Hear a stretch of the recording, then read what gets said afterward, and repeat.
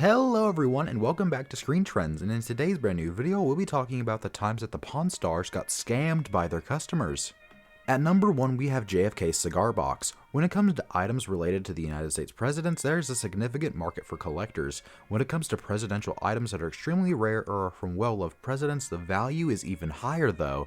That being said, when it comes to things from JFK, it's a whole different ballgame. A seller walked into Rick's pawn shop with a John F. Kennedy cigar box, still locked with the cigars, which had sat directly on his desk.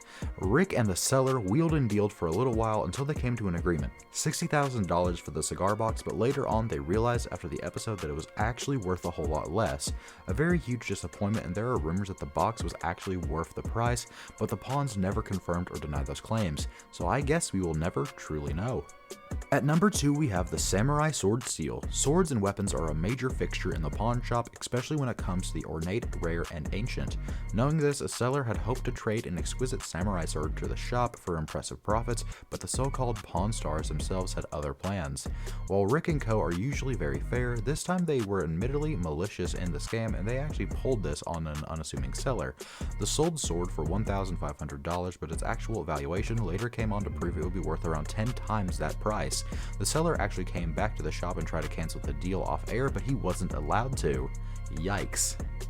At number 3, we have the person who sold fake Rolexes. Out of everything that has happened throughout the Pawn Stars series, a seller scammed the Pawn Stars gang before they were even on television, and they've no doubt enjoyed telling their friends and family that they utterly scammed the now famous shop and its owners. They basically sold fake Rolexes. It happened to Corey before he knew about identifying fakes, and it was supposed that the sellers aren't actually being truthful. And to their surprise, they lost a lot of money just because of this event, which is good because they actually authenticate items carefully before buying any of them. At number 4 we have the guitar scam. An enthusiastic seller aimed to sell an electric guitar allegedly owned by Jimi Hendrix. Rick was immediately enamored, and after having a buddy verify it, Rick tried to buy it for $600,000, but the seller decided not to take that offer though. Later on, the exact same guitar that was on the show was sold by the expert called to verify the item, suggesting that the expert later gave the seller what he wanted, all thanks to appearing on Pawn Stars, which was a huge scam and an L for Rick. At number 5 we have the 1951 signed Yankees baseball. The New York Yankees were the World Series champions in 1951, and a seller was lucky enough to have a ball signed by that exceptional team.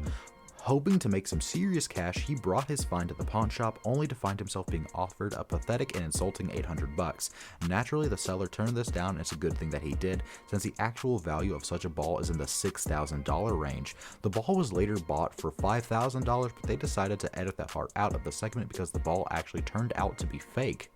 At number 6 we have the signed Godfather script. Considered to be one of the greatest films ever made, it's no surprise that any memorabilia related to The Godfather would fetch an enormous price, especially when signatures are involved. That was the intention of this particular seller, at least when he brought in her Godfather screenplay, signed by someone named Al. After an expert verified the Al in question was none other than the famous Al Pacino, the seller had more than enough fuel in her fire to turn down Rick's very low offer. Instead, she turned to an auction and ended up receiving $12,000 for the script, likely thanks to her appearance on the show. This was a turn of events because she actually thought the Pawn Stars were scamming, and the pawns thought that she was scamming them. These are all super crazy, so make sure you tell us down in the comment section below which one was your favorite and if there were any that we missed. Anyways guys, thank you so much for watching this video, we really do appreciate it, and don't forget to hit that like button, subscribe to the channel, and comment something nice down below, and we will see you all in the next video. Have a great day, and bye bye.